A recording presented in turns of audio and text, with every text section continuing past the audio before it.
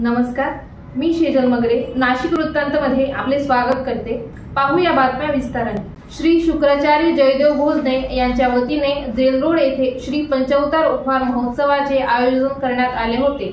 यावेळेस विविध क्षेत्रातील मान्यवरांनी महाप्रसादाचा लाभ घेतला। राज्यात वाढत्या उन्हाचा तडका व उष्णतेने नागरिक त्रस्त झाले आहेत।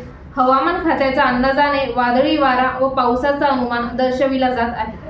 महाराष्ट्र वीज नियामक आयोगाने आपल्या आदेशात यापूर्वी कुठेही किरकोळ ग्राहकांकडून वहन शुल्क वसूल करण्याबाबत स्पष्टता केली नसता वितरण कंपनी किरकोळ ग्राहकांकडून वहन शुल्क वसूल करीत असल्याने Thane small scale industries association मार्फत किरकोळ वीज ग्राहकांकडून वीज कायद्याविरुद्ध ओपन एक्सेस ऐवजी किरकोळ ग्राहकांकडून वसूल केल्या जाणाऱ्या बिलिंग चार्जेस या विषयासंदर्भात आपली बाजू मांडण्यासाठी ठाण्यातील TSSIA हाऊसमध्ये आपले पत्रकार परिषदेचे आयोजन करण्यात आले होते। मालेगावातील 2 व्यापाऱ्यांचा 6 आरोपींनी मुंबई आग्रा महामार्गावर गाडी अडवून रोख रक्कम 25 लाख रुपये व खरेदी विक्रीचे रजिस्टर असे जबरीने चोरी केले असता मालेगाव जिल्हा पोलिसांनी आरोपींचा शोध घेत गुन्ह्यातील 5 आरोपींना ताब्यात घेतले व एकूण 11,25,500 रुपये मुद्देमाल जप्त करण्यात आला।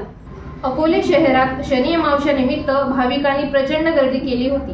अकोले तालुक्यातील पौराणिक मंदिर असल्याने सकाळपासूनच भाविकांचे लांब रांगा येथे पाहायला मिळतात।